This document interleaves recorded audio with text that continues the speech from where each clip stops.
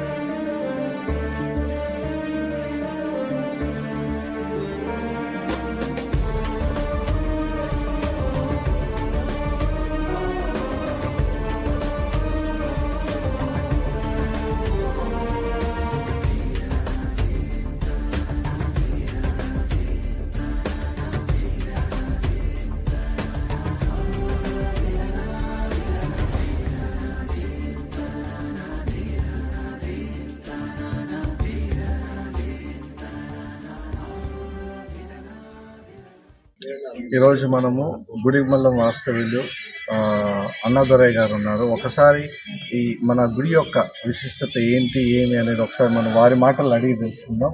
So నమస్కారం sir, నా పేరు శామ్. గుడిమల్లం యొక్క గుడి యొక్క అదే వివరాలు విశిష్టత ఏంటి ఒకసారి మీ మాటల్లో తెలుసుకుందాం. ఓం నమ శివాయ. ఆంధ్రప్రదేశ్లోని ఏర్పేడు మండలం గుడిమల్లం గ్రామంలో శ్రీ పరశురామేశ్వర స్వామి దేవస్థానం మన దేశంలోనే మొదటి శివాలయంగా వెలిసి ఉన్నది. ఇక్కడ చోళులు పల్లవులు 2-3 శతాబ్దంలో అంటే క్రీస్తు పూర్వం నిర్మించిన గుడి. 2700 సంవత్సరాల నాటి అతి పురాతనమైన గుడి. ఇక్కడ ఈ దేవాలయం యొక్క విశిష్టత అంటే ప్రపంచంలోనే ఎక్కడా లేని విధంగా త్రిమూర్తులు ఏకశిల మీద ఉండడం విశేషం. ఇక్కడ త్రిమూర్తులతో పాటు ఉపదేవాలయాలు ఉన్నాయి. షణ్ముగ స్వామి అంటే 6 ముఖాలు కలిగిన సుబ్రహ్మణ్య స్వామి, వల్లి దేవసేన సమేత సుబ్రహ్మణ్య స్వామి మరియు పార్వతీదేవి అమ్మవారు శ్రీ ఆనందవల్లి నామధేయంతో ఇక్కడ కొనియాడుతున్నారు, వెలిసి ఉన్నారు. అది కాకుండా సూర్యనారాయణ మూర్తి ఉన్నారు. అది కూడా దశల వారీగా ఈ నిర్మాణం చేసినట్టు ఇక్కడ లభ్యమైన ఆధారాలను బట్టి తెలుస్తూ ఉంది. అంటే ఈ గుడిలో అదే శివలింగం ఉంది, అది పురాతన కాలంది అనే ఒక మాట అయితే ఉంది. అది ఏంటి, దాని గురించి మీ మాటల్లో తెలుసుకున్నాం. అది ఇక్కడ శివలింగం స్వయంగా వెలిసి ఉందని, ఆకాశ మార్గం ద్వారా వచ్చిందని 2 రకాలుగా 2 ధోరణిలో ఇక్కడ చెప్తా ఉంటారు ఇక్కడ చరిత్రకారులు. కానీ ఆ మూల విరాట్ గురించి ఇక్కడ లభ్యమైన ఆధారాలను బట్టి అది ఎప్పటి నుంచి వచ్చింది, అది ఎలా నిర్మితమైంది, అదే ఎలా వెలిసిందనే దాని మీద అయితే ఆధారాలు లేవు. కానీ ఇక్కడ గుడి నిర్మాణం దాని గురించి సంబంధించిన ఆధారాలు అయితే శిలాశాసనాల ద్వారా మనకు తెలియవస్తూ ఉంది. చోళులు పల్లవులు గంగ పల్లవులు వాళ్ళ ద్వారా ఈ గుడి నిర్మాణం జరిగినట్టు ఆధారాలు ఉన్నాయి. అంటే ఈ గుడిలో ఏ పూజలు జరుగుతాయి, ఎప్పుడెప్పుడు ఏమేమి జరుగుతాయి? ప్రతి సోమవారం రాహుకాలంలో రుద్రాభిషేకం జరుగుతుంది. దానికి విశేషంగా భక్తులు వస్తుంటారు. ఆ పూజ యొక్క విశేషం అంటే ఆ వివాహం ఆలస్యం అవుతున్నవారు మరియు వివాహమై సంతానం లేట్ అవుతున్న వాళ్ళ స్వామివారికి అభిషేకం చేస్తే వాళ్ళకి శుభం జరుగుతుందని ఇక్కడ నమ్మి చాలా మంది భక్తులు వస్తుంటారు.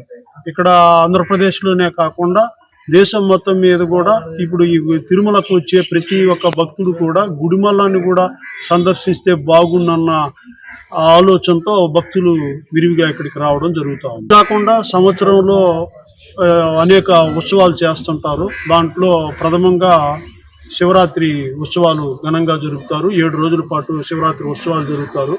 సుబ్రహ్మణ్య స్వామి వెలసి ఉండడం చేత ఈ ప్రాంగణంలో ఆడి కృతిక ఉత్సవాలు జరుగుతారు. అమ్మవారు ఉండడం చేత నవరాత్రి ఉత్సవాలు కూడా ఇక్కడ కార్యక్రమాలు ప్రతి సంవత్సరం చేస్తుంటారు. కార్తీక మాసంలో కార్తీక దీపోత్సవం, లక్ష కార్తీక దీపోత్సవాలు చేయటం ఇది ఇక్కడ ఇవి ఇక్కడ జరుగుతున్న ఉత్సవాలు. అంటే ఈ గుడిలో ఏ దేవుళ్ళు అయితే ఉన్నారు చెప్తున్నాం కదా, త్రిమూర్తులు ఉన్నారు. ఏకశిల మీద త్రిమూర్తులు ఉండడం విశేషం. అంటే ప్రపంచంలో మనం ఎక్కడ కూడా త్రిమూర్తుల్ని ఏకశిల మీద దర్శించుకోవడం జరగదు. అంటే మహావిష్ణువు పరశురామ అవతారంలో, బ్రహ్మ యక్ష రూపంలో, శివుడు మానవ పురుష లింగాకారంలో ఉండడం విశేషం.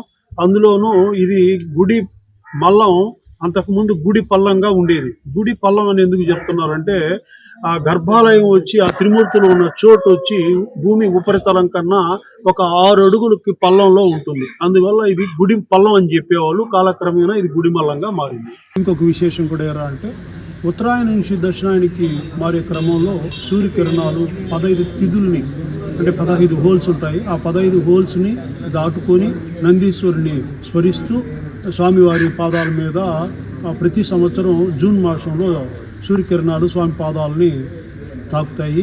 ఇది ఇక్కడ అలాంటి నిర్మాణం ఆ రోజుల్లోనే అలాంటి శైలితో కూడిన నిర్మాణం జరిగి ఉంది. వీటితో పాటు ఇక్కడ వేలాది మంది భక్తులు రావడానికి గల కారణం ఏంటంటే ఏన్షియంట్ టెంపుల్లో కాస్మిక్ పవరు పాజిటివ్ ఎనర్జీగా క్రియేట్ అవ్వడానికి, అందులో ఒక విదేశీ గైడ్ కూడా ఏం చెప్పారంటే ఆ ప్లేస్లో పర్టికులర్గా ఆ ప్లేస్లో వెళ్ళేటప్పటికి ఫ్లైట్కి గ్రావిటీ ఎక్కువగా ఉందని గుర్తించి ఆ వీడియోలో విదేశీ టూరిస్ట్ కూడా చెప్పడం జరిగింది. వీళ్ళు ఎన్నో విశేషాలతో ఒక శక్తివంతమైన దేవాలయంగా ఈ గుడి ప్రపంచానికి ఇప్పుడిప్పుడే తెలివి వస్తూ ఉంది. చాలా పురాతనమైనప్పటికీ కూడా ఈ గుడి యొక్క విశేషాలు మౌత్ పబ్లిసిటీ ద్వారానే ఎక్కువ ఒక్కసారి దర్శించిన వాళ్ళు వాళ్ళ బంధువులకి వాళ్ళ స్నేహితులకి తెలియజేయటం వల్ల భక్తులు కూడా విశేషంగానే ఇక్కడికి రావడం జరుగుతూ ఉంది. ఇక్కడికి వచ్చిన భక్తులకి అంటే మీరేమైనా సదుపాయాలు ఏమన్నా ప్రొవైడ్ చేయడం అనేది జరుగుతుందా? అంటే ఇక్కడ ఎక్కడికైనా దూరం నుంచి వచ్చిన వాళ్ళు ఉంటారు, అంటే ఇక్కడ ఏమన్నా లాడ్జింగ్ కానీ లేకపోతే ఇక్కడ వాళ్ళు ఉండడానికి సముదాయం ఉంది. 4 రూములు ఒక గెస్ట్ హౌస్ని గుడి తరపున నిర్మించున్నారు. వాళ్ళు ఇక్కడ ఉండి అంటే రాత్రి ఇక్కడ బస చేసి ఉదయం స్వామివారిని దర్శించుకోవడానికి అవకాశం ఉంది. పల్లెటూరు కాబట్టి ఇక్కడ హోటల్స్ ఉండవన్న ఉద్దేశంతోనే గుడి వాళ్ళే ఆ గెస్ట్ హౌస్ని నిర్మించి ఉన్నారు. ఆ సౌకర్యాన్ని కూడా భక్తులు వినియోగించుకోవచ్చు.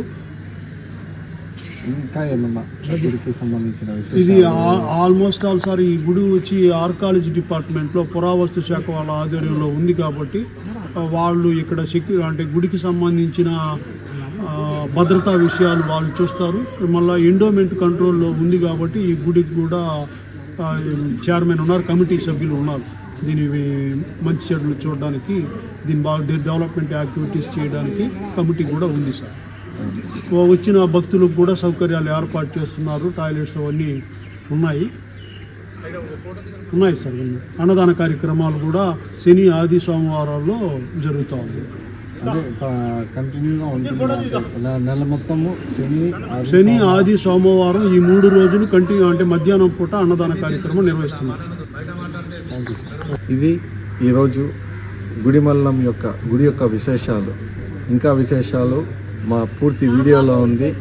అందరూ కూడా ఈ గుడికి రండి, ఒకసారి వచ్చి దర్శించుకొని అందరూ కూడా మంచిగా ఉండాలని మనస్ఫూర్తిగా కోరుకుంటూ